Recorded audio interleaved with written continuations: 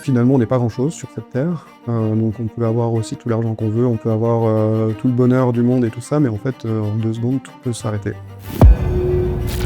Demain soir, il y a Jean Dujardin, Michel Hazanavicius et puis Bérénice Bejo, ils viennent présenter des artistes, ils ont gagné le prix du festival et tout. On t'invite, tu viens à l'arrière à la fin de la soirée et on t'emmène à l'after.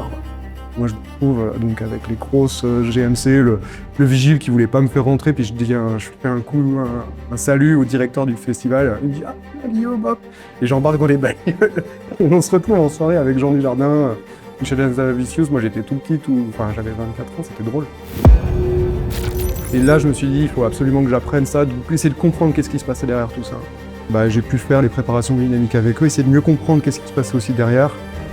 Si on était effectivement dans la sorcellerie ou si les gens dansaient tout nus les soirs de pleine lune ou pas.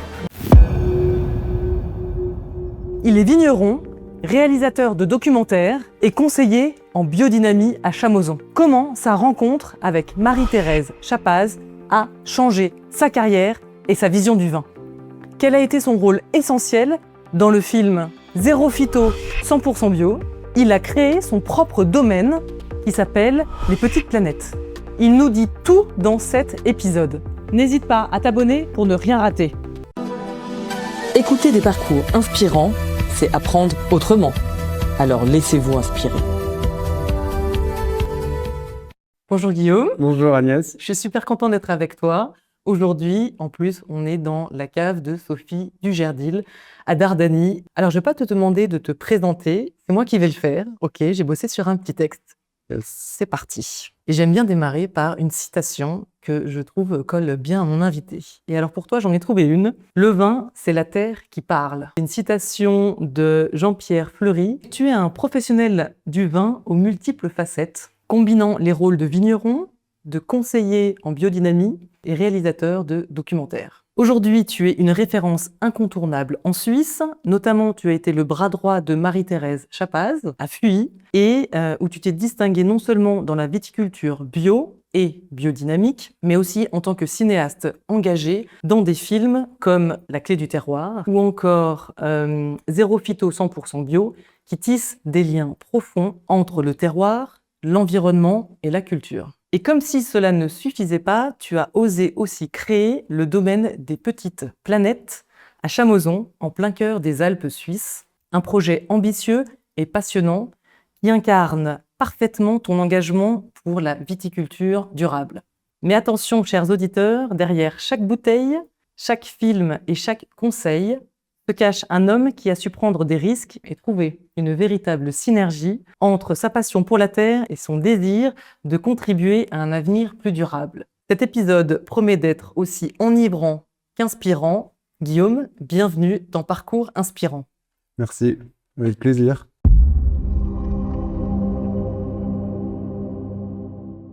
Alors, comme tu le sais, le concept de ce podcast, c'est de remonter le fil du temps pour comprendre un petit peu comment tu en es arrivé là où tu en es. Et donc, je te propose qu'on remonte à peu près autour de tes 10 ans. Je crois que tu as grandi pas loin d'ici, en Haute-Savoie. Exactement. Et j'aimerais un peu savoir qui était le petit Guillaume. Le petit Guillaume, quand il avait 10 ans, il était donc juste à peine au collège et il était à La Roche-sur-Foron, en Haute-Savoie. Dans une école privée parce que c'était la plus proche de chez nous. Puis nous, on a la chance avec ma sœur d'avoir été élevés. J'ai une sœur jumelle et on était ensemble à l'école, juste à côté de chez mes parents. Donc on pouvait même rentrer le midi, manger à la maison. Mes parents étant artisans et à leur compte, ce qui veut dire qu'on avait, c'était pas des parents qui étaient très riches, mais on avait toujours très très bien à manger à la table, de manière générale tout en bio. J'étais quelqu'un de plutôt réservé, plutôt dans la lune. C'est pas que je m'embêtais à l'école à cette époque, mais j'étais pas le plus assidu de l'école, je pense. Et je crois qu'à 11 ans, tu fais la découverte chez un ami. Alors, à la maison, chez mes parents, en Haute-Savoie, on avait un ami de la famille qui vendait ses vins de Haute-Côte de Nuit, Patrick Hudelot. En fait, c'était un peu un dépôt pour lui sur la région. Donc, on le voyait régulièrement. C'était toujours, comme c'est un très bon ami de mon papa, on a vraiment des liens d'amitié forts. Et à 11 ans, il me propose l'été de partir, donc pendant les vacances scolaires d'été, tout le mois de juillet, je suis monté en Haute-Côte de Nuit à Villars-Fontaine, découvrir le monde du vin. Le matin, nous allions dans les vignes ou en cave. Alors, c'est là que j'ai commencé à lever mes premiers foudres, donc rentrer dans les fûts, les grands fûts, et rentrer à l'intérieur, puis brosser un petit peu, ou faire les premières filtrations, les premières mises en bouteille. Et l'après-midi, clairement, on allait faire du ski nautique sur la Saône. Avec sa nièce, c'était un moment assez sympa. Première année comme ça, deuxième année, j'y suis retourné à 12 ans, 13 ans, et puis ensuite j'ai commencé à me dire que c'était quand même un joli métier. Moi, je voulais travailler dehors. Et tu te souviens d'un souvenir un peu marquant de cette époque-là? Un souvenir marquant, je pense que j'étais en recherche de moi-même à cette période. Enfin, je pense qu'à 10 ans, je pense que je sais pas si tous les enfants sont en recherche d'eux-mêmes, je sais pas, mais j'avais pas encore trouvé de sport qui me convenait. J'avais pas encore trouvé à 10 ans, vraiment, j'avais pas encore vraiment trouvé ma voie. Donc, on est tous un petit peu pas dans l'hésitation, parce que non, j'ai eu la chance quand même d'avoir des parents qui nous ont emmenés un petit peu partout. Comme on les suivait sur les marchés artisanaux, on était souvent à Chamonix, on était souvent au Jet, à Saint-Gervais. En fait, on les accompagnait au quotidien et puis ils nous ont laissé beaucoup de liberté parce que, ouais, peut-être un souvenir marquant, c'est comme mes parents, ils faisaient le marché de Chamonix le soir, on dormait au camping de Valorcine et on devait démonter nous-mêmes notre tente avec ma sœur parce qu'eux, ils étaient partis avant au marché d'Argentière et nous, on prenait nos affaires et on descendait à pied à 10 ans tout seul le col des Montets. Alors là, on avait en face de nous tout le massif du Mont Blanc. C'était presque normal, mais aujourd'hui, à chaque fois que je passe ce col, je me dis waouh, quand même, c'était une enfance qui était assez géniale. Et donc, tu as fait des études viticoles. Exactement. C'était un choix qui s'est fait naturellement? Ça s'est fait naturellement parce que moi, quatrième, troisième, j'avais des facilités, donc j'étais un petit peu absent dans les cours. J'étais pas le meilleur de la classe parce que clairement, je m'embêtais. Donc, j'étais pas le plus assidu. Par contre, comme j'avais des facilités, je pouvais un peu divaguer dans ma tête. Et là, il fallait vraiment que je trouve un sens à ma vie. Enfin, un sens, en tout cas, dans mes études. Et j'ai dû batailler un petit peu pour aller en école agricole. Pas avec mes parents, mais avec les profs qui pensaient que, en fait, les études agricoles, c'était quand même plutôt une voie de garage. Surtout pour des profs qui étaient en Haute-Savoie, qui n'avaient pas du tout la vision du monde du vin. Donc à 14 ans, j'ai filé, j'avais tout juste 14 ans, je suis allé à Mâcon faire mes études en viticulture œnologie. Donc je prenais le TGV tous les lundis matins à Genève, mon père me descendait et j'allais jusqu'à la gare TGV de Mâcon. Là, je devais me débrouiller parce qu'il n'y avait pas de bus pour monter à l'école, donc c'est du stop sur le bord de la route et il y avait tous mes collègues qui remontaient du Beaujolais qui me remontaient au lycée et comme ça, j'étais à l'internat. Ok. Comme je m'embêtais un peu à l'internat, j'ai réussi à négocier avec le directeur du lycée pour faire... il y avait une salle d'escalade dans le lycée avec un club d'escalade. Et j'ai commencé à faire de l'escalade quand je suis arrivé à Mâcon. Et là, c'était vraiment la révélation pour moi.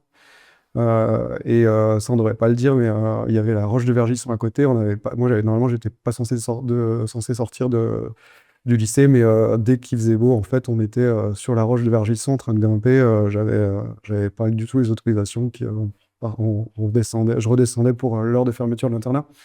Puis on avait passé une super soirée. Moi, je faisais mes études en fait en décalé par rapport aux autres. Tu avais vraiment deux passions qui se conjuguaient, Ouais. à la fois le côté viticole Ouais. et le côté alpinisme, grimpe.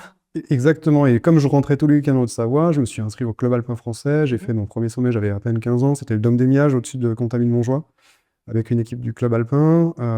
J'ai été pris de passion par ça. Je pense que je parlais plus que de ça. Je devais même faire chier mes collègues de classe qui ne comprenaient pas du tout ce que c'était. Je me suis retrouvé à faire, je faisais du ski de début novembre à fin juin tous les week-ends. Le mercredi après-midi, j'allais bosser dans les vignes chez une dame sur Vergisson pour me faire un peu d'argent pour me payer le matos pour la montagne. Et puis voilà, la vie, elle était comme ça, quoi. Je crois qu'en 2004, tu as un accident qui t'a pas mal fait réfléchir. Alors ouais, effectivement, moi 2003, je pense que je me fais un scalp du cuir chevelu, 45 points de suture en ski, et l'année d'après, je me casse le pied. Je tombe de 3-4 mètres sur une vire à l'envers des aiguilles avec une prise qui a pété, et enfin voilà, l'erreur. Ça, c'est deux accidents qui m'ont... Donc, je me suis retrouvé pour le scalp avec une semaine d'hôpital en soins bien suivis, parce qu'ils avaient peur que ça ait fait des hématomes à l'intérieur du crâne. Mais il s'est passé quoi concrètement? J'étais en ski de rando, le ski s'est accroché. Si on refait un petit peu le truc, le ski de rando, Et comme il a accroché, la fixation à l'arrière s'est déboîtée, mais pas à l'avant, et j'ai réussi à rouler la tête sur le quart. Donc ça, c'était le début. Donc évidemment, moi, je me suis tout de suite rendu compte, j'ai pas perdu connaissance, donc j'ai tenu le scalp pendant un petit moment. Enfin, les 2 heures que... Enfin, non, on a l'impression que ça fait 2 heures, mais je pense que l'hélico est arrivé en 30 minutes. Oui, en fait, tu tenais le bout de ta tête qui Ouais, faisait- bah ça fait... Enfin, c'est pas très... C'est un peu de la Wow. boucherie, mais c'est... Oh, c'est impressionnant. Ouais, il y avait beaucoup de sang partout. Surtout dans la neige. Mais t'étais tout seul? Non, on était 5. J'avais mes meilleurs amis qui étaient là.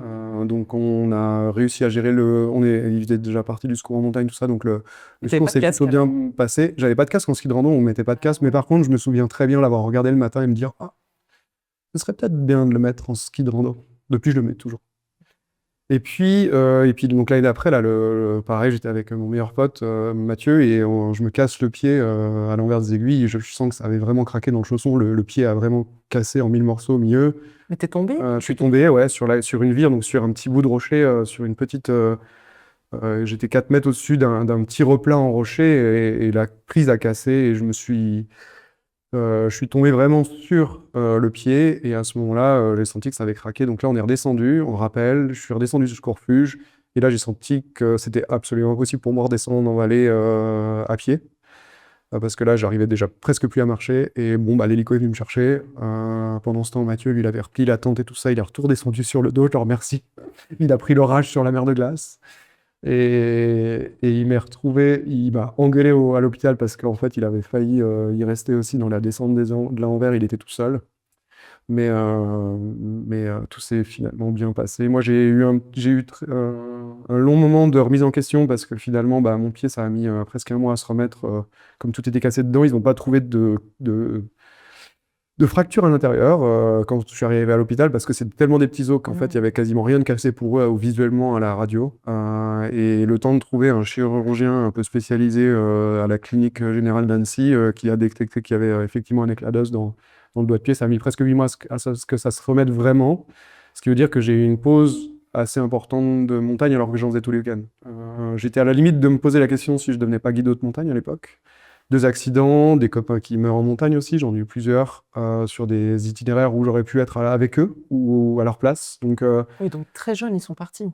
il y en avait qui étaient plus ou moins jeunes, mais on était, ouais, enfin, ça fait partie. La montagne, c'est vrai que quand on vit du côté de Chamonix, c'est des choses qu'on finit par presque s'habituer. C'est assez bizarre, mais les personnes qui partent plutôt dans leur jeunesse, ou plus âgées, mais voilà, les accidents de montagne. Et là, ça m'a vraiment remis en question aussi sur cette réalité de me dire, est-ce que je vais tous les jours en montagne, d'une certaine manière prendre des risques avec un changement climatique qu'on sentait déjà bien présent, donc des avalanches de pierres, on avait pris une énorme avalanche de pierres, un grand coup de chance, avec toute une équipe en formation du club alpin à l'Aiguille du Tour. Je me souviens, il y avait 2 semi-remorques de cailloux qui étaient descendus, on était 15 au pied, il n'y a personne qui était blessé. Et là, on s'est dit qu'on avait vraiment eu de la chance, mais moi, ça m'a vraiment fait remettre en question par rapport à toute cette montagne qui s'éboule avec ce réchauffement climatique et donc la perte du permafrost d'une certaine manière sur les hautes altitudes. Et c'est vrai que moi je connais plusieurs personnes qui sont restées parce qu'ils ont pris une pierre ils étaient au mauvais endroit au mauvais moment. Tu dirais que la plus grande leçon de vie que tu en tires de ces 2 accidents, c'était quoi? Et bien c'était que la vie est très fragile. Finalement, on n'est pas grand-chose sur cette terre. Donc on peut avoir aussi tout l'argent qu'on veut, on peut avoir tout le bonheur du monde et tout ça, mais en fait, en 2 secondes, tout peut s'arrêter. Et tout peut s'arrêter. Et puis j'ai encore eu de la chance de pas aussi être paraplégique. Moi, je me suis cassé 2 vertèbres en ski. J'ai fait un roulé-boulé il y a même 3 ans. Je me suis cassé des vertèbres. Ça aurait pu casser au mauvais endroit, au mauvais moment. On se retrouve paraplégique très rapidement. La vie, elle est un peu différente d'un coup, quoi. Donc tout dans mes réflexions même entrepreneuriales, moi j'ai une réflexion aussi de me dire bah, s'il se passe quelque chose, comment je fais? C'est aussi pour ça que je collabore avec pas mal de monde, pour être un peu plus résilient. Si tout d'un coup, je sais pas, hein, on peut tous avoir un jour perdu une jambe ou quelque chose, et comment ça se passe par la suite, quoi.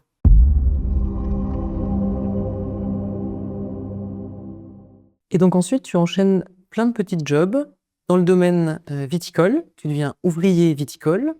Tu enchaînes donc plusieurs domaines. Ouais, exactement. Alors, bah, j'ai fait mon BEP, j'ai fait mon stage dans un domaine à Juliena. Ensuite, je suis allé chez le domaine boisson à Kéran, hein, donc dans le sud. qui n'étaient pas encore en bio à l'époque, ils se posaient plein de questions, on avait beaucoup discuté. Aujourd'hui, je suis super content parce qu'ils sont passés en bio, ça fait partie des domaines qui commencent à monter. J'ai fait mon apprentissage, j'étais à l'école à Belleville-sur-Saône, et puis en apprentissage au domaine Tripose, à Locher, à côté de Mâcon, vraiment à côté de la gare TGV de Mâcon. J'avais choisi cet endroit-là, et notamment de faire un apprentissage, parce que pendant mes études en BEP Bac Pro, on n'apprenait pas vraiment la bio, on avait une semaine de bio tous les 2 ans. Ça me paraissait très étrange. Lors d'une conférence qui avait été donnée à l'école de viticulture de Davaillé, il y avait Marc Guillemot, qui est un grand barbu, vraiment le personnage de la bignami qui incarne complètement les choses. Il avait parlé, alors il y avait beaucoup de gens qui rigolaient parce il avait ce physique un petit peu avec cette grande barbe et tout ça. Par contre, moi j'avais été complètement absorbé par son discours. Et là, je me suis dit, il faut absolument que j'apprenne ça, essayer de comprendre qu'est-ce qui se passait derrière tout ça.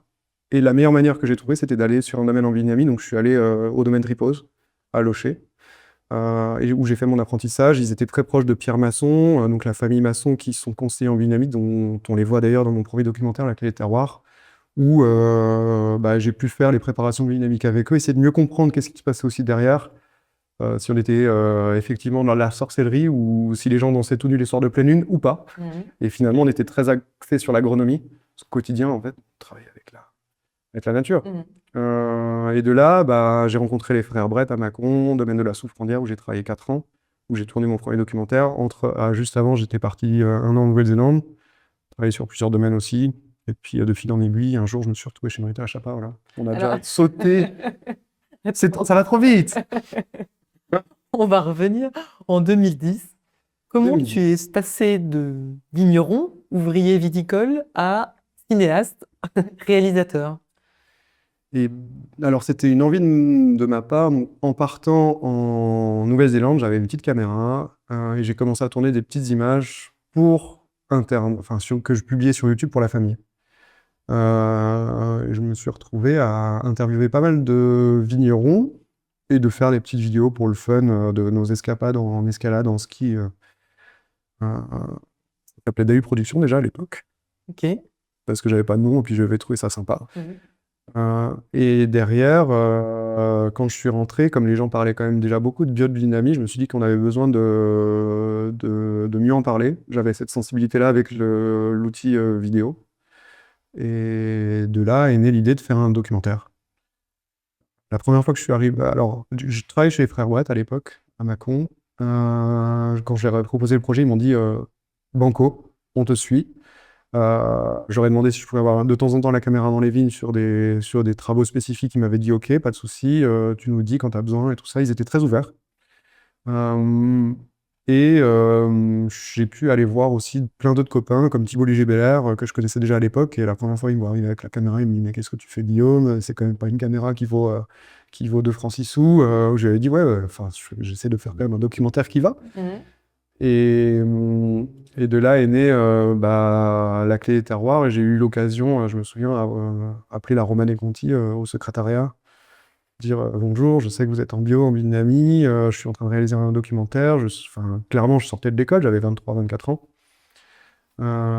Est-ce que il serait possible de venir interviewer Aubert de Villaine, qui était le co-gérant et quelques 30 minutes plus tard, j'ai reçu un coup de téléphone du secrétariat de la Romanée Conti qui me dit il est prêt à vous recevoir tel jour, telle heure, est-ce que vous êtes disponible? J'ai dit oui. Ah, génial. Après, j'ai appelé les frères Brett, j'aurais dit il y a Hubert de Villaine qui veut bien me recevoir, est-ce que je peux prendre la journée? Eux, ils étaient fous, parce que c'est quand même le domaine iconique au monde. Et comme j'ai fait là, en fait, depuis tout à l'heure, j'ai parlé de ma vie en 20 minutes. Il m'a dit vous avez l'air tellement passionné que je veux bien faire une interview avec vous. Et donc, tu as fait ce film. Et j'ai pu réaliser La Clé des terroirs, avec notamment des gens comme Aubert de Villaine, Thierry Germain qui est devenu très vite un ami. Il y avait dans le sud, j'avais pu aller, bon, il n'est pas dans le film, il y avait Olivier Piton, il y avait Cyril Fall, Olivier Julien, que des personnes qui m'avaient touché par leur vin en dégustation, parce que j'avais eu l'occasion de travailler pas très loin d'ici, au vin du Vernet, et j'avais dégusté énormément de choses grâce à Reynald. Et de là, j'ai pu construire, on va dire, ce film en travers de mes dégustations. Et il y avait même Richard Leroy Richard Leroy, qui est un personnage assez iconique dans le monde du vin, qu'on connaît plus peut-être pour la BD Les Ignorants, qui est une BD qui met en relation Étienne Davodo, qui était son voisin, qui est un très bon dessinateur de BD, et Richard Leroy. Et par hasard, moi j'avais goûté ses vins à l'époque, j'étais tombé amoureux, et de là est née l'idée de faire un documentaire pendant que lui il était en train de faire la BD. Et sauf que ça a été une BD à succès, il a été traduit dans une vingtaine de langues, c'était assez fou. Voilà, j'ai pu aussi rencontrer Richard Leroy, puis à chaque fois c'est des relations d'amitié. Moi j'ai du mal à pas redevenir ami avec les gens. Alors il y a eu deux anecdotes assez folles sur la distribution. Un jour je reçois un mail du festival de Santa Barbara. Et il y avait toute la famille Douglas en première page sur le site internet, et je me dis mais c'est quoi ce truc? On voudrait sélectionner votre film. Ah bon? Moi je me dis non mais c'est encore un spam. Je creuse un peu, je réponds, il me dit ah bah envoie-moi le film. Alors je lui envoie le film en lien sur internet, il regarde le film, il me dit trop génial, j'ai regardé le film hier avec ma copine en buvant une bouteille de Bordeaux, j'ai adoré, ton film est sélectionné. Je fais, ah, ok. Par contre il faudrait une Betacam, c'était des formats un peu spéciaux qui coûtaient pas loin de 800 ou 1000 euros. Je dis là ça va être un peu compliqué, ça m'embête un peu de faire une Betacam rien que pour ça, puis de vous l'envoyer. Est-ce que je peux vous l'envoyer sur un Blu-ray? Et à l'époque, on n'avait pas des connexions qui permettaient d'envoyer des fichiers de 10-12 gigas, donc je lui envoie sur un Blu-ray. Et avec les 800 euros, je viens. Finalement, je me retrouve au festival de Santa Barbara pour une semaine. Alors bon, empreinte carbone catastrophique, on est d'accord, mais voilà. Pour le projet, je me suis dit, bon, c'est l'occasion idéale. Et donc, soirée sur soirée, j'étais invité partout. Moi, j'avais amené des bouteilles, donc directeur du festival dans la poche, le programmateur dans la poche, on s'entend trop bien. Ils me disent demain soir, il y a Jean Dujardin, Michel Hazanavicius et puis Bérénice Bejo, ils viennent présenter des artistes, ils ont gagné le prix du festival et tout. On t'invite, tu viens à l'arrière à la fin de la soirée et on t'emmène à l'after. Moi, je me retrouve donc avec les grosses GMC, le vigile qui voulait pas me faire rentrer, puis je dis, je fais un salut au directeur du festival. Il me dit, ah, Guillaume, hop. Et j'embarque dans les bagnoles. On se retrouve en soirée avec Jean Dujardin, Michel Hazanavicius. Moi, j'étais tout petit, enfin, j'avais 24 ans, c'était drôle. Enfin, Génial. réaliser un documentaire, La Clé des Terroirs, sur le vin en biodynamie et se retrouver dans ces conditions-là, eux, je pense qu'ils n'ont pas calculé du tout. Moi, c'était un peu le truc un peu improbable. Et le Japon, j'ai eu la chance de pouvoir avoir les droits du film achetés par un domaine viticole qui s'appelle Coco Farm, qui est un magnifique domaine viticole parce que autour du domaine viticole, ils ont créé le domaine pour un hôpital psychiatrique et un peu enfin, avec des personnes qui avaient plutôt des trisomies, des choses comme ça. Non, il y a un distributeur de films qui a aussi acheté les droits et finalement ils ont fait une centaine de projections. Comme j'avais été invité en Chine à l'Alliance française pour projeter mon documentaire à Pékin, j'ai dit bah avec l'argent pareil de la vente du film au Japon, j'ai dit je fais le saut depuis Pékin jusqu'à chez vous. Et j'ai passé une semaine chez eux à faire quelques projections et justement à pouvoir parler aujourd'hui de Coco Farm et on a passé une semaine absolument formidable et ouais, c'était pareil. Jamais j'aurais pu imaginer qu'un documentaire sur le vin m'amène à faire ça, quoi. Enfin, Ah ouais, génial. euh, Je crois qu'en 2011, tu fais La Rencontre, qui change beaucoup de choses. en 2011, je rencontre Marie-Thérèse Chapa lors de la toute première projection de La Clé des Terroirs. C'était un congrès sur la biodynamie organisé par l'association de biodynamie française. Et je sympathise beaucoup avec Marie-Thérèse Chapa à ce moment-là. Il y avait aussi la famille Zundel, qui sont aussi venus en Suisse. Et on a mangé quasiment tous les 3 jours ensemble. Et elle avait vraiment aimé La Clé des Terroirs. Et de là, je suis allé la rencontrer dans le Valais avec mon père. J'ai trouvé les paysages fabuleux. Peut-être, est-ce que tu peux décrire en une phrase qui est Marie-Thérèse Chapa? Marie-Thérèse Chapa, c'est une vigneronne iconique en Suisse. On pourrait imaginer plus ou moins que c'est la Romanée Conti suisse si on veut faire un parallèle assez rapide. Elle est connue absolument partout dans le monde dans le monde du vin. Moins peut-être que la Romanée Conti, certes, mais et elle est très connue pour ses grains nobles qui ont pris les plus grosses notes dans le guide Robert Parker, qui n'a aucune valeur pour beaucoup de monde, mais quand même, c'est la seule à avoir pris 100 sur 100 dans Parker, grâce à un de ses vins. En Suisse, alors il y a plein d'autres domaines qui ont pris 100 sur 100 dans Parker, mais il se trouve qu'en Suisse, c'est la seule. Et elle est connue aussi pour sa générosité, son tempérament, son côté artistique. Voilà. Elle a plusieurs particularités. Puis elle est surtout sur un vignoble qu'on connaît très peu, le Valais. Quand on fait nos études, personne ne nous en parle vraiment. Par contre, quand on va sur place, c'est un vignoble en coteaux qui ressemble assez fortement aux côtes rôties qu'on a en France, au vignoble de Moselle qui est en Allemagne, qui sont des vignobles très escarpés, tout en terrasse, qui demandent beaucoup de main-d'œuvre, avec des cépages très particuliers comme la petite Hervigne, l'Humagne rouge, le Cornalin, qui sont des cépages très iconiques et qui font le bonheur de beaucoup d'amateurs. Et donc, tu fais sa rencontre. Est-ce que ça a enclenché un déclic chez toi? Alors, dans mon premier documentaire, La Clé des Terroirs, il y avait finalement que des hommes. On a fait pas mal de fois la réflexion pendant les projections, et c'est de là qu'est née l'idée de faire un documentaire avec des femmes. Et j'avais évidemment pensé tout de suite à Marie-Thérèse Chapa, à ce moment-là. Ça a pris un peu de temps. J'ai commencé ce documentaire seulement en 2014, en faisant d'autres projets, mais j'avais absolument l'envie de tourner des images avec Marie-Thérèse, et c'est là que je suis encore retourné un peu plus longtemps chez elle, à ce moment-là.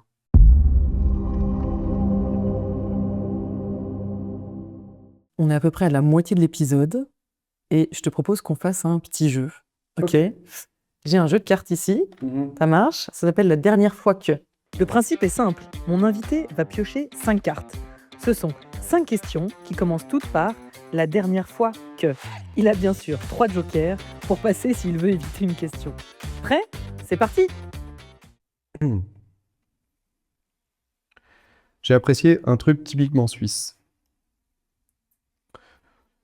Je pense qu'en Suisse, il y a quelque chose qui me plaît beaucoup, c'est de manière générale il y a une certaine bienveillance auprès des gens. On n'est pas obligé de toujours faire attention à tout au niveau des voitures, au niveau même, ça m'est déjà arrivé de trouver, il y a des gens qui avaient trouvé des portefeuilles, pas le mien, mais ils vont le ramener, ils vont pas piquer tout l'argent dedans.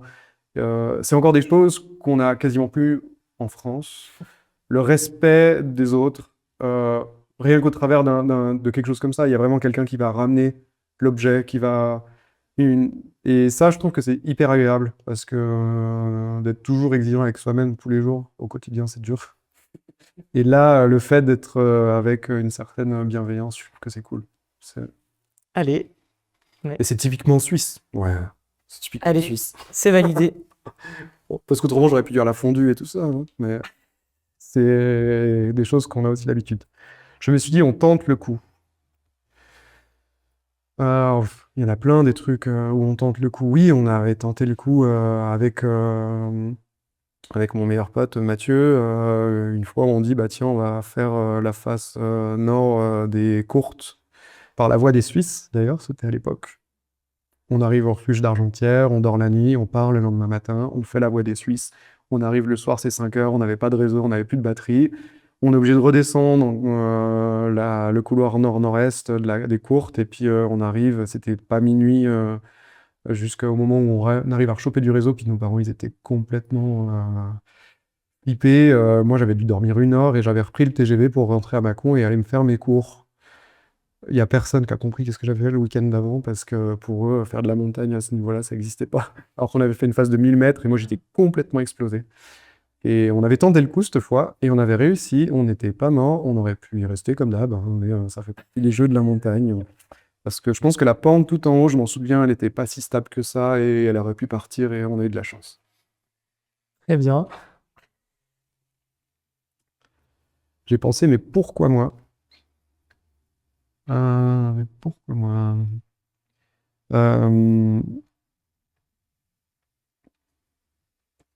Bah, peut-être être le bras droit de Marie-Thérèse Chapa, ça a été quand même une sacrée expérience. Il se trouve qu'en pleine interview de Vigneronne, quand je travaillais pour elle, enfin quand j'étais avant de travailler pour elle, elle me dit qu'elle cherchait vraiment quelqu'un pour l'accompagner. Et en fait, en revenant à un moment donné au domaine, je lui dis, bah, est-ce qu'on commence à collaborer, enfin, est-ce que tu veux qu'on collabore ensemble? Moi, ça m'intéresse. Moi, c'est quand même un peu mon métier.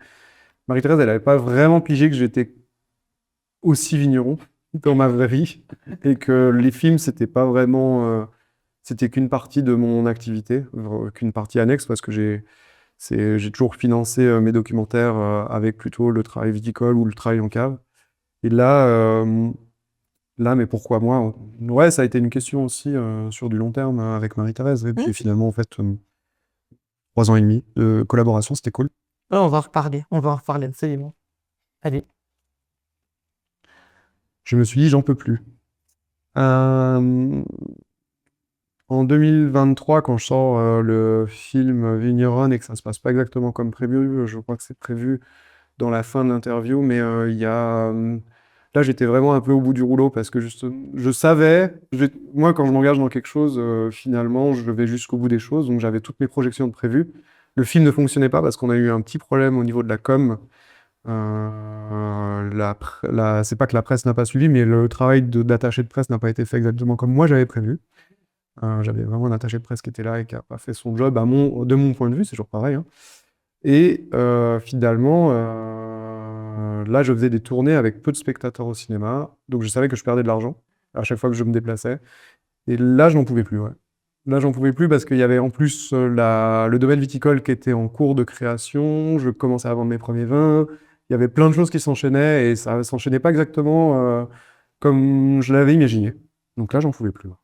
Ok, parce que on va en parler après, mais ou alors on en parle maintenant. C'est pour toi l'un des plus gros échecs que tu as vécu.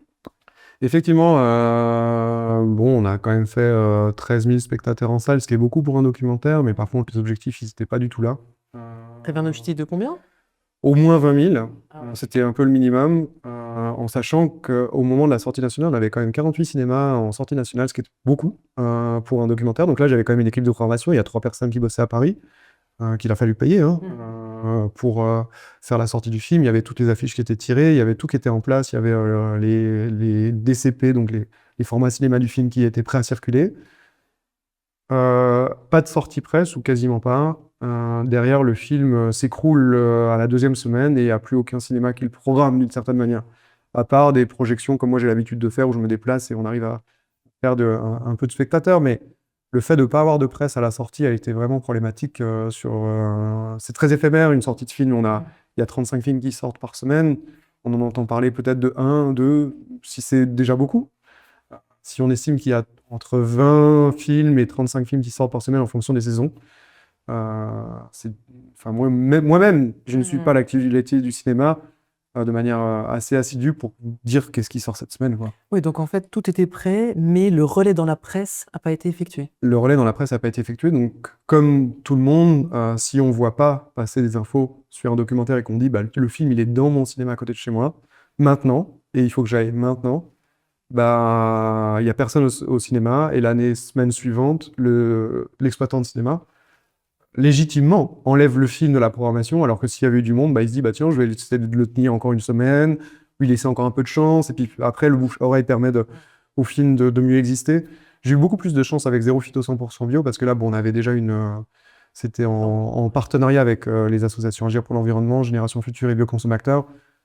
C'était avant le Covid. On fait ouais, 38 000 spectateurs, donc c'est cool.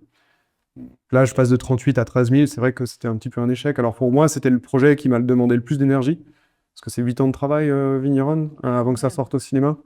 Oui. Parce que comme j'avais plusieurs activités en même temps, bah, j'ai fait ce film sur 5 domaines différents.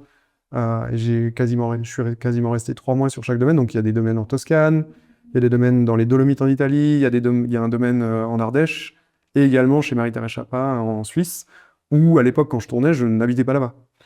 Donc j'ai aussi eu énormément de déplacements pour ça, parce que je suis pas resté 3 mois au même endroit. Je suis parti, revenu, parti, revenu. Et finalement, il y a quasiment 1 an de tournage pour avoir ce film. Donc c'est des investissements personnels qui sont très enrichissants, parce que je pense que rester sur un domaine comme chez Marie-Thérèse, comme chez Elisabeth Afforadori, comme chez Avignonesi, et voir comment un domaine comme ça est organisé sans avoir l'obligation de travailler, et d'être vraiment avec les personnes qui sont responsables, c'est très enrichissant pour moi aujourd'hui, mon domaine. Et d'avoir une vision hyper globale des choses.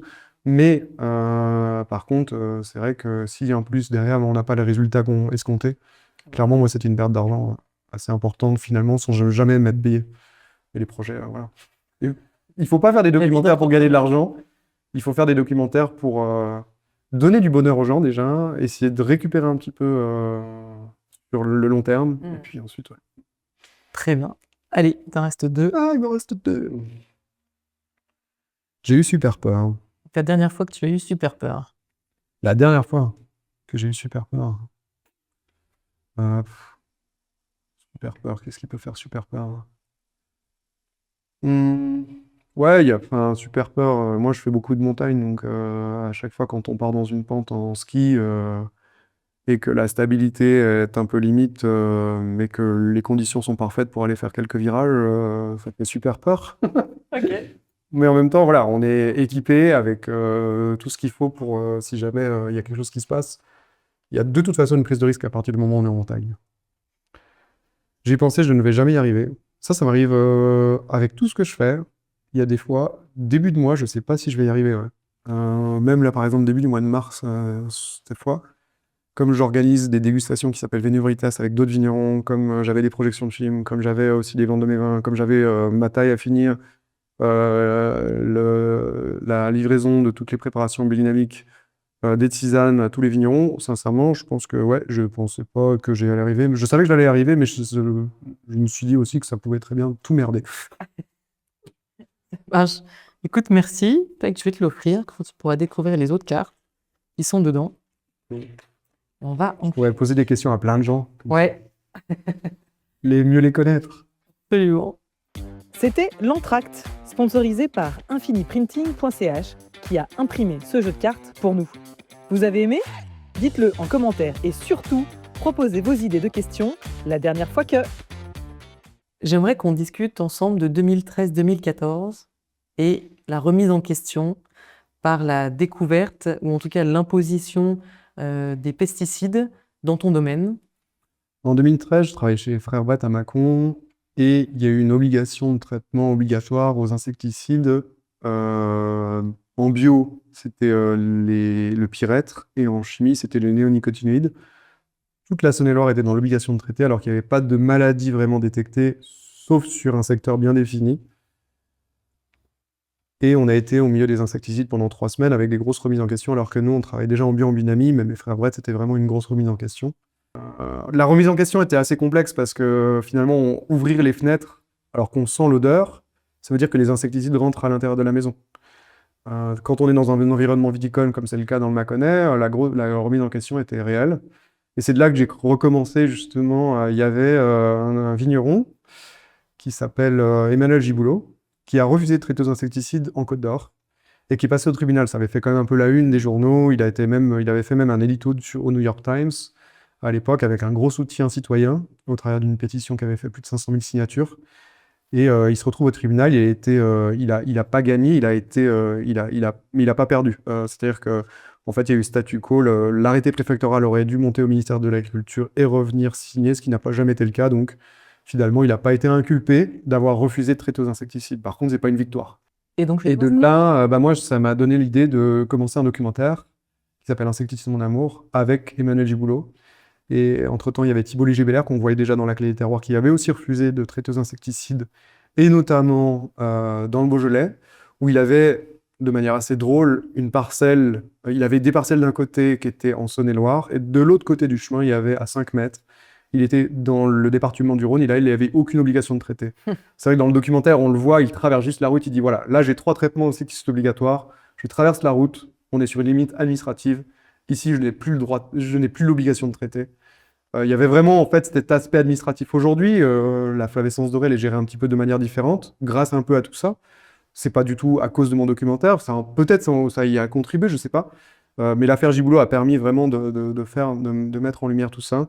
Aujourd'hui, quand il y a un foyer de flavescence dorée, de manière générale, c'est autour du foyer de flavescence. Et le risque, c'est... Le risque, c'est de perdre complètement des surfaces de vigne. Ah ouais. C'est-à-dire qu'une fois que la vigne, on retrouve 20, 30, 40, 57, dès qu'on dépasse un certain seuil de maladie, il y a obligation d'arrachage. C'est pas catastrophique, hein. Il y en a qui ont vécu le phylloxéra, ils ont dû tout arracher. Hein.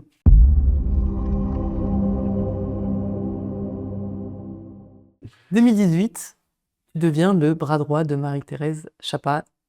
Exactement. Alors, bras droit de Marie-Thérèse Chappat, je me retrouve au départ, il y avait un peu un objectif de cogérance du domaine, c'était un peu l'objectif parce que Marie-Thérèse, pour beaucoup de personnes, travaille seule, mais il y a quand même 16 hectares de vignes. C'est l'équivalent de 23 équivalents temps plein. Donc quasiment 1,5 personnes par hectare, ce qui représente plus de monde qu'en Bourgogne, à la surface. Donc c'est vraiment des domaines qui sont conséquents. En pleine saison viticole, en mai et en juin, il y a 45 personnes tous les matins dans la cour. J'ai fait beaucoup de relations humaines, RH, qui est un métier qui est un peu particulier parce que gérer l'humain, ça reste quand même quelque chose de très enrichissant, mais aussi il y a des jours où on se pose la question si on fait vraiment un métier de vigneron. Et puis après, bah, moi, j'ai géré aussi tout l'administratif. C'était Marie-Thérèse, qui est une très très grande vigneronne, elle connaît super bien ses vignes et tout ça. L'administratif, c'est un peu moins son point fort, disons. Elle en a conscience. Elle sait très bien gérer pas mal de choses, mais j'ai essayé de remettre un peu d'ordre là-dedans. Et ensuite, j'ai été accompagné par un ancien collègue qui était d'ailleurs mon éditeur de DVD, Greg, qui est encore chez elle. Et j'ai essayé de lui transmettre le maximum pour que derrière, ça puisse continuer et perdurer, en tout cas que la partie administrative soit faite un peu cadrée, même si Marie-Thérèse, elle a besoin d'avoir un certain contrôle sur tout. C'était une collaboration, je pense que c'était assez enrichissante pour les deux. Et on continue d'ailleurs de se voir régulièrement et de passer des bons moments. Tu as appris quoi à son contact pendant quasiment 4 ans? Le vignoble valaisan, c'est 54 cépages autorisés, donc il y a énormément d'apprentissage par rapport à tous ces cépages. L'Arvin, la Marsanne, c'est des cépages que je connaissais pas du tout, la Syrah même.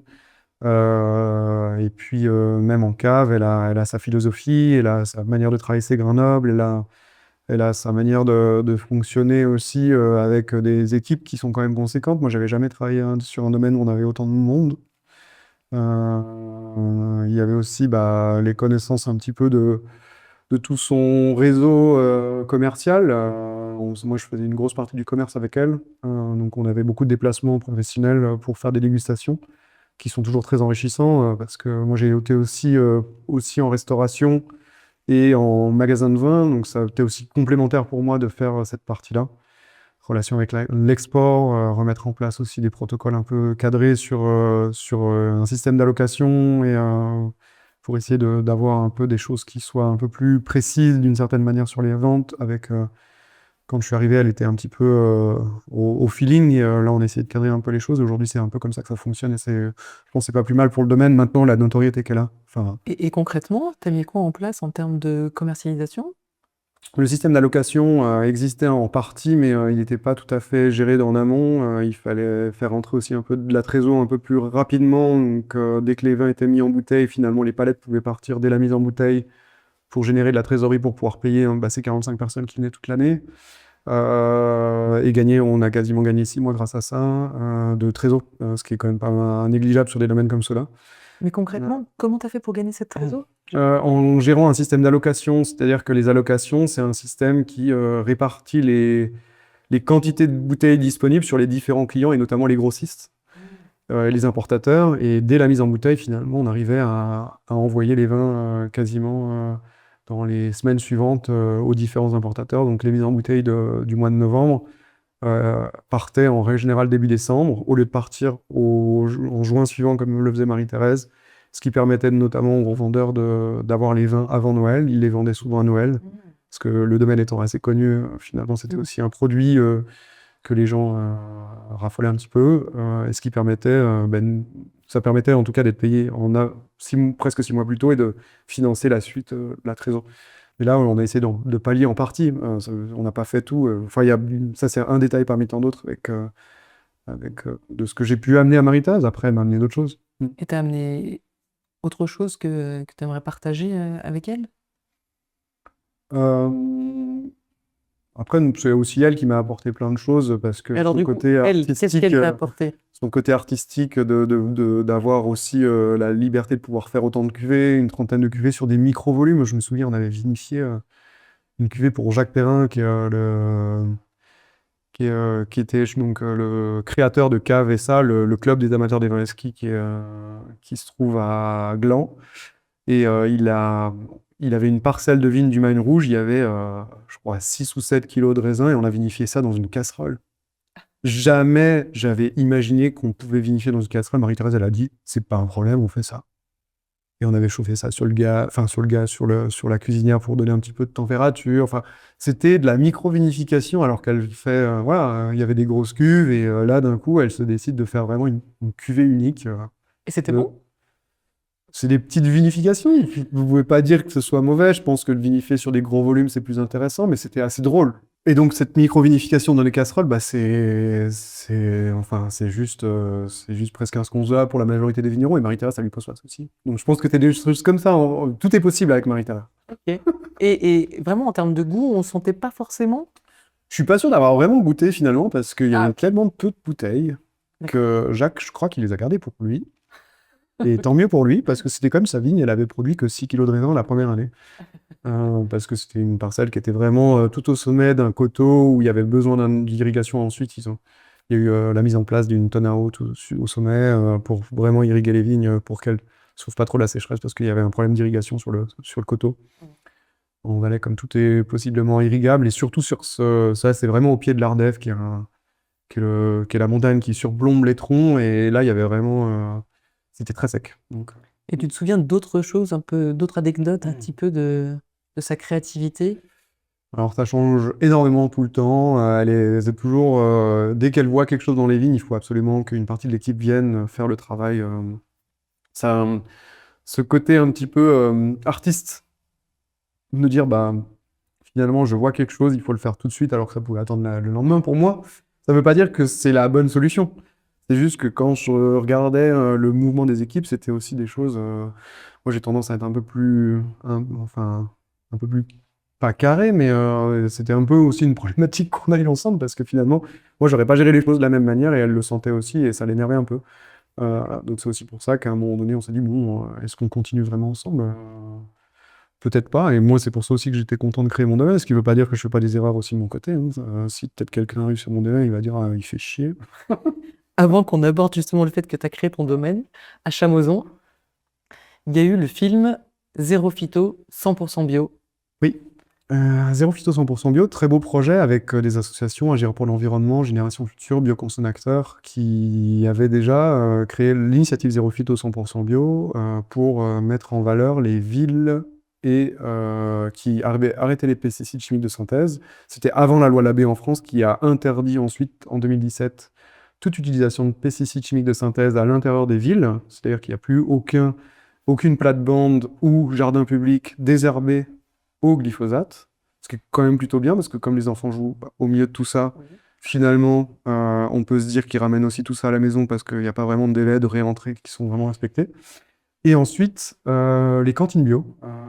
Toutes les communes, comme Mouansartou, dans le sud de la France, qui a fait le choix de proposer 100% bio. Évidemment, c'est compliqué, parce qu'il y a toujours le poisson, il y a toujours le sel, il y a toujours ces produits-là qui sont pas tout à fait, qui sont durables, mais qui sont pas certifiés bio. Par contre, d'aller au maximum des possibilités, même en créant leur propre régie agricole. Ils avaient une ferme sur le domaine, sur le village, avec un employé communal qui faisait les légumes pour les enfants.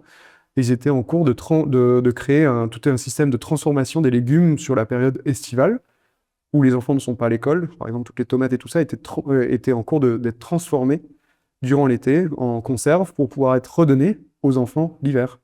Donc il y avait aussi toute cette dynamique, et on a de capsules vidéo pour Internet. J'aurais proposé à un moment donné de dire, bah, comme je suis distributeur de cinéma, producteur de films, est-ce qu'on ferait pas un projet un peu plus conséquent? On a fait un financement participatif qui a énormément fonctionné parce qu'ils ont mis tout leur réseau en commun. On a récupéré pas loin de 100 000 euros, ce qui m'a permis aussi d'avoir pour une fois les moyens de moins me poser de questions sur la réalité économique d'un documentaire. Parce qu'un documentaire comme celui-là, c'est pas loin. Si on compte mon temps de travail et tous les déplacements et tout ça, on n'est pas loin de 250 000 euros. Ça paraît 250? astronomique. Et finalement, pas tant que ça, quand on commence à discuter avec les gens. Avec une sortie cinéma, avec des acteurs comme des programmateurs qui viennent en intermédiaire avec des gens qui travaillent simplement. Et ces 100 000 euros, en fait, ont permis au documentaire d'exister et de pouvoir faire jusqu'à 38 000 entrées. C'est assez énorme, hein. Un énorme succès. Pas dans le milieu viticole, par exemple. Ceux qui me connaissent plutôt pour la partie viticole, La Clé des Terroirs, ainsi que C'est mon amour, vigneronne, ont presque jamais entendu parler de Zéro Phyto 100% bio. Par contre, dans le milieu des collectivités, Zéro Phyto 100% bio a fait beaucoup de bruit parce qu'on a eu beaucoup d'écoles, j'ai fait beaucoup de scolaires. Il y a eu aussi des équipes municipales qui sont venues en groupe l'après-midi. Donc moi, je me faisais entre 2 et 3 séances par jour avec les employés municipaux et essayer de donner des dynamiques un petit peu partout en France. Le film est resté très très franco-français. J'ai pas réussi même à le vendre en télé parce que c'est compliqué de vendre en télé. Il faudrait coproduire. Donc ça veut dire qu'on a vraiment financé le film avec ce financement participatif. Et ensuite, on a réussi à le distribuer surtout sur la France. J'ai eu la chance d'interviewer Grégory Cholet, Mhm. cofondateur de Loïco à Genève, et il avait adapté le film documentaire de Cyril Dion, Demain, Oui. à Demain, Genève, et il m'a dit exactement la même chose dans l'interview, qu'effectivement, lui, il l'a lancé aussi en 2018, et s'il le faisait maintenant, l'écho serait beaucoup moins fort qu'à l'époque. Ce qui est complètement fou, on devrait s'attendre à l'inverse. Là, l'écologie est en train, avec ce qui est en train de se passer d'un point de vue géopolitique dans le monde, les cartes ont été complètement rebattues. Et l'écologie n'est plus du tout une priorité. Ce qui est un peu catastrophique parce que plus nous on avance, là par exemple on est ici chez Sophie Dujardil à Genève, l'année dernière 2024, ils ont eu un énorme gel à presque 90%. Sophie elle s'en sort plutôt bien au moment des vendanges par rapport aux 90% de gel, mais Émilienne Hutin à côté ont eu un peu plus de casse parce qu'ils avaient des secteurs un peu plus compliqués. Finalement, ils se retrouvent avec des très faibles rendements. Ça remet en question énormément de choses d'un point de vue économique sur des domaines comme cela. Et c'est qu'une partie de l'iceberg d'une certaine manière, parce que là, on parle de la vigne, mais au niveau des haricotiers en Valais, c'est aussi catastrophique. Les récoltes de l'année dernière. L'agriculture subit ça de manière assez conséquente. On s'en rend peut-être moins compte quand on est en ville, parce que finalement, les rayons sont pleins. On n'a pas besoin de se poser la question si on va manger quelque chose le lendemain, mais d'un point de vue agricole, des gens comme Serge Jacquat, qui sont des météorologues assez connus, essayent d'informer les gens sur ces problématiques, avec un écho qui est plus ou moins bien pris d'ailleurs, parce que on va dire que des gens qui ont une façon de penser à la Trump pour caricaturer, il y en a quand même pas mal, et dans un microcosme, dans leur propre microcosme, ils ont l'impression d'être entendus.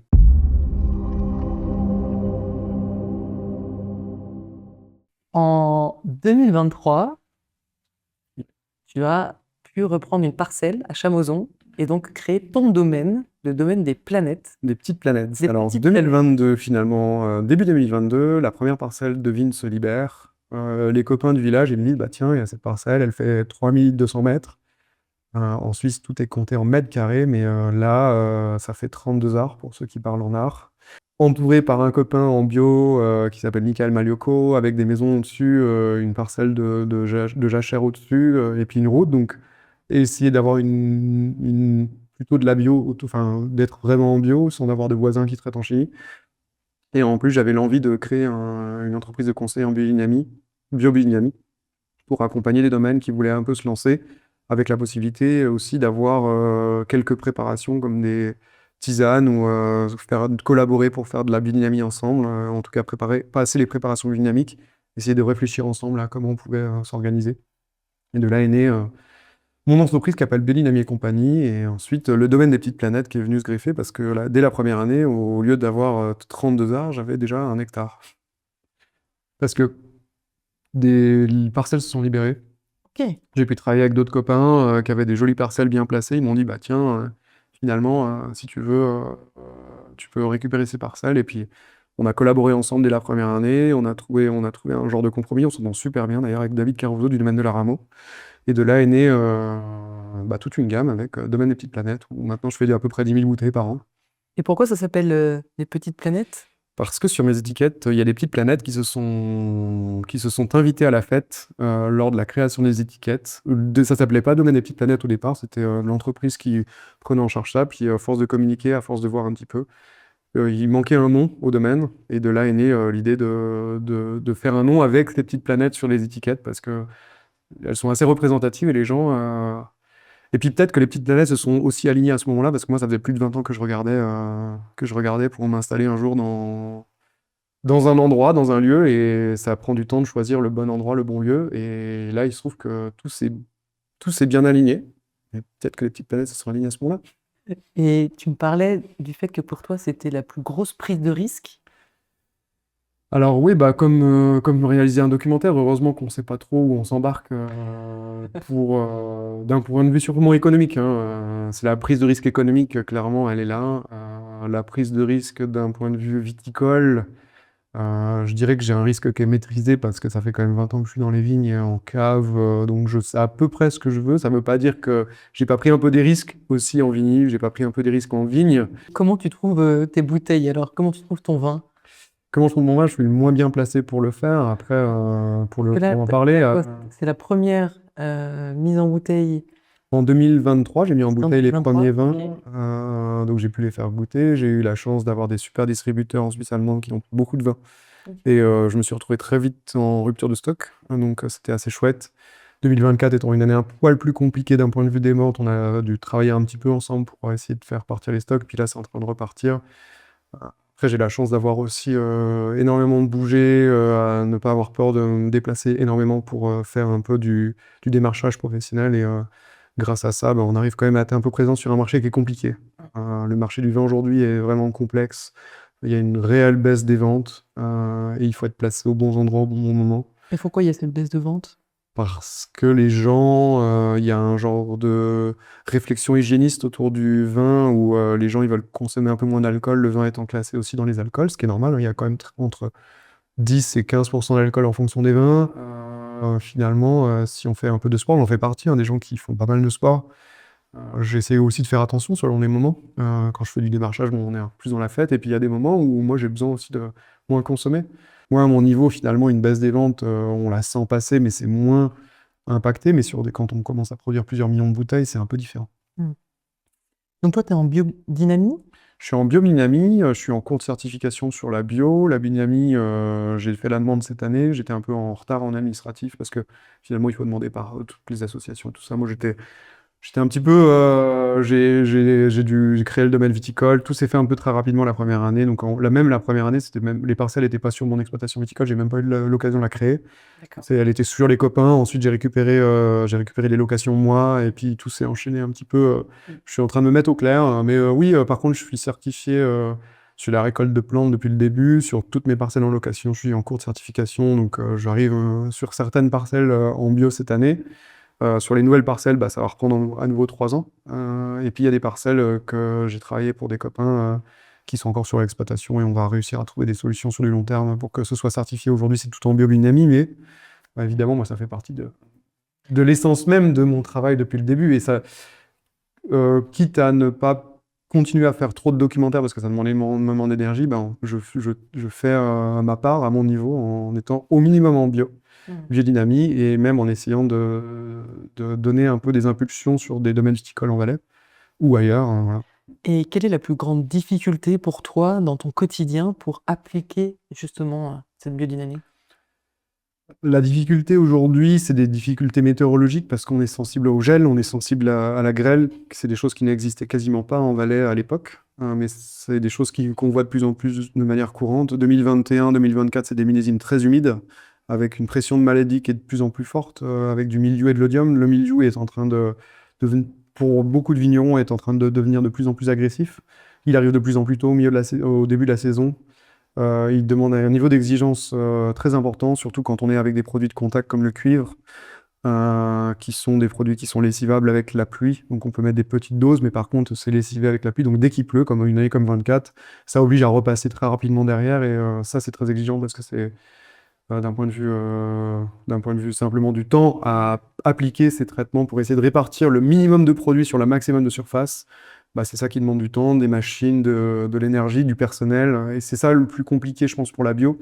Et également, bah, la gestion de l'herbe, hein, parce que quand on passe à un produit comme le glyphosate, si on prend le produit de Monsanto, par exemple, mais il y en a plein d'autres, et ben c'est assez facile parce qu'en un passage, on détruit le végétal pour 1 mois et demi, 2 mois, alors qu'avec une débroussailleuse ou avec une charrue, bah, il faut peut-être passer un peu plus régulièrement. Ça demande un peu plus de connaissance aussi du terroir pour éviter de passer quand c'est trop humide, quand c'est trop sec.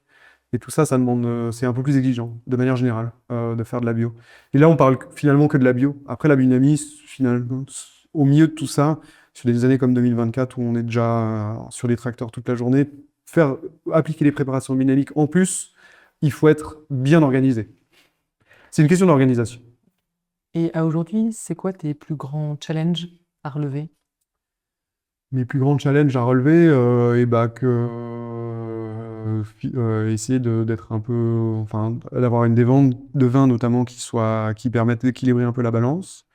Ça, c'est vraiment un challenge, d'accompagner les domaines autant que je peux, avoir le temps de le faire comme il faut. C'est pour ça que finalement, je fais très peu de pub là-dessus, parce que j'ai quelques mandats et ça me suffit déjà largement pour combler mes semaines complètes quand j'ai fait tout le reste, donc je ne peux pas faire plus.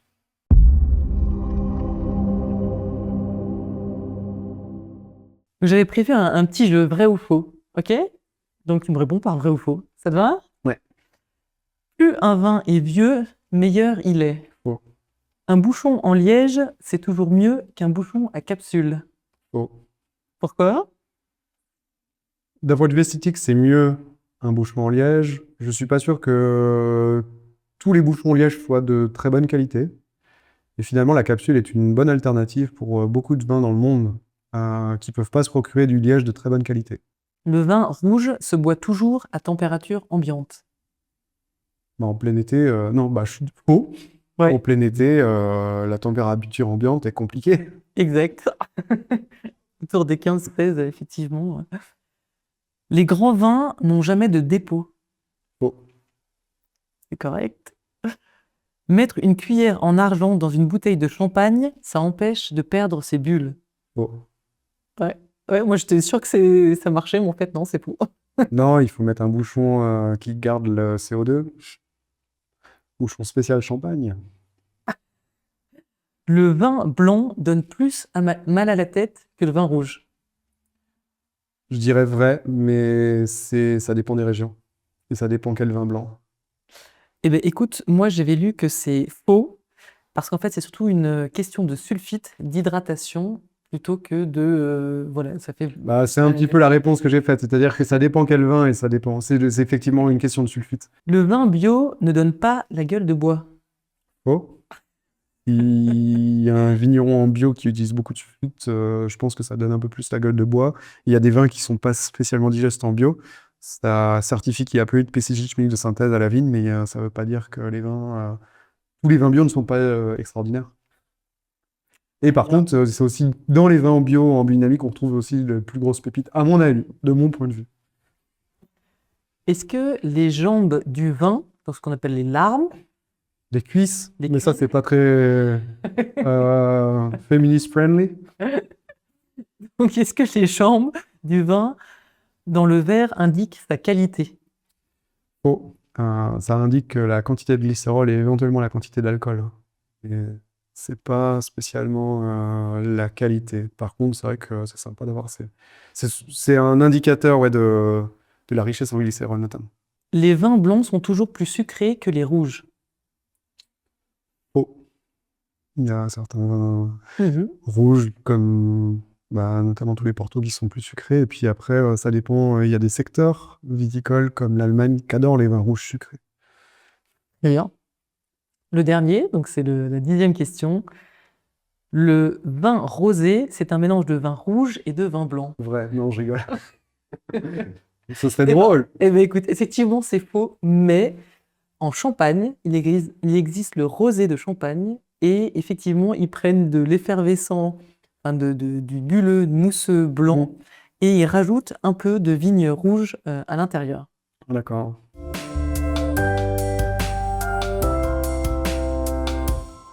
Écoute, on est à la fin de l'interview. Il reste les 3 instants signature. Ok. Donc on va attaquer par le premier. Et c'est cette fameuse baguette magique, Ok. qui évidemment C'est moi qui dois la prendre. à ma fille. Oui, je te la donne. Et à partir de maintenant, tout est possible. Ok. Tu peux changer quelque chose dans le passé, ou dans le présent, ou dans le futur. Qu'est-ce que tu fais de ce super pouvoir? Qu'est-ce que je fais de ce super pouvoir? Je dis un autre attaché de presse pour vigneron. Très bien.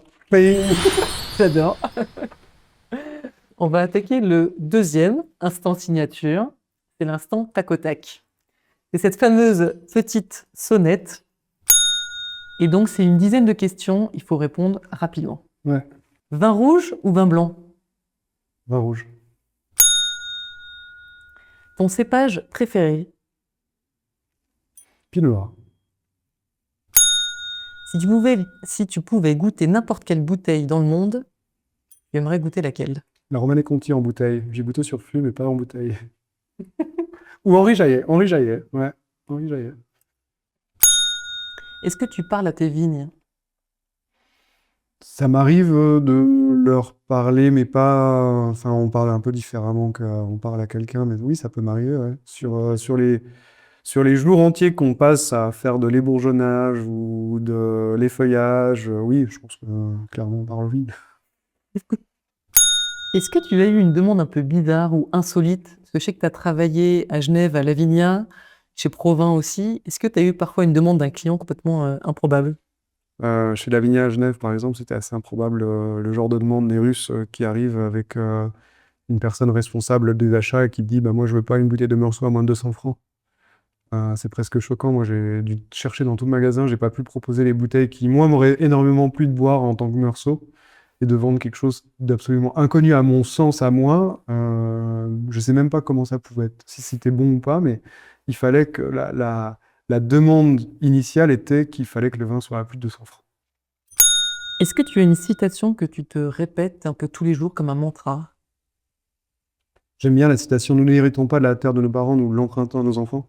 C'est de Saint-Exupéry, mais il s'était inspiré d'une citation de Sitting Bull qui était un chef indien d'Amérique du Nord qui disait. C'est un peu la même citation, mais revue par Saint-Exupéry, je trouve qu'elle est encore plus belle. Ok.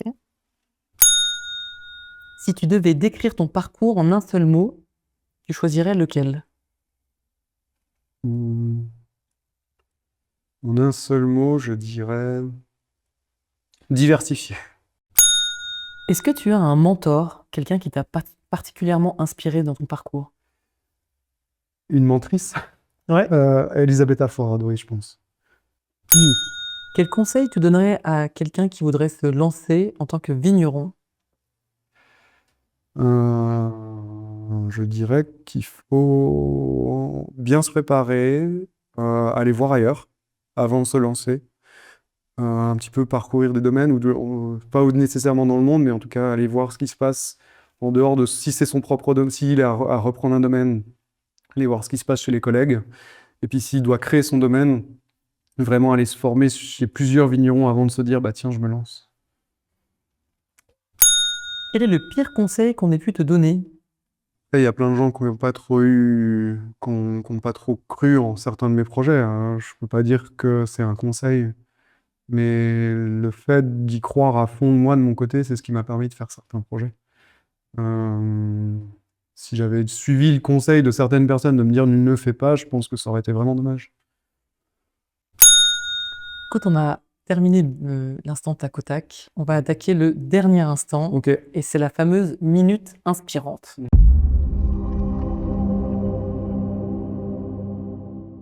Tu as une minute pour dire ce que tu veux pour inspirer nos auditeurs. Ok. Je pense que il faut vraiment croire en soi du début à la fin sur ses projets et être assez focus sur ses projets. Pas s'éparpiller, c'est le plus compliqué, je pense, dans nos vies où on est extrêmement connecté. On a tendance à être dérangé par une sonnerie d'un groupe WhatsApp ou de autre chose, de nos fils d'actu sur les réseaux sociaux. Le fait de pouvoir se détacher, d'être un petit peu déconnecté de tout ça de temps en temps, c'est ce qui nous permet aussi de trouver l'inspiration et d'être vraiment focus sur si possible, sur un seul projet à la fois. Moi, j'ai mis en place des systèmes qui me permettent de passer d'un projet à l'autre pour être focalisé sur un seul projet à chaque fois et essayer d'aller au bout de chaque projet. Parce qu'autrement, j'aurais jamais pu faire autant de choses que j'ai fait. Et ça, je pense que c'est vraiment un conseil que je donne aux autres personnes s'ils peuvent.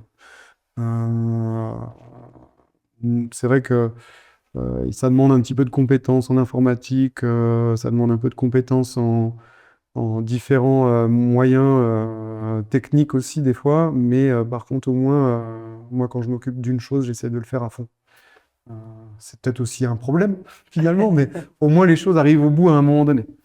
Très bien. Eh bien, écoute, Guillaume, merci beaucoup. Merci Anne. Merci pour tous ces partages, c'était très sympa. Merci. Merci à toi. Si vous êtes encore avec moi, c'est que cet épisode vous a plu. Alors, avant qu'on se quitte, j'ai 2 petits services à vous demander. 1, abonnez-vous, ça m'aide énormément à pouvoir continuer cette aventure. 2, partagez cet épisode. Parlez-en autour de vous. Une histoire partagée, c'est une inspiration qui voyage. Merci beaucoup pour votre soutien et surtout, restez curieux car chaque parcours a une leçon à offrir. À très vite pour une nouvelle dose d'inspiration.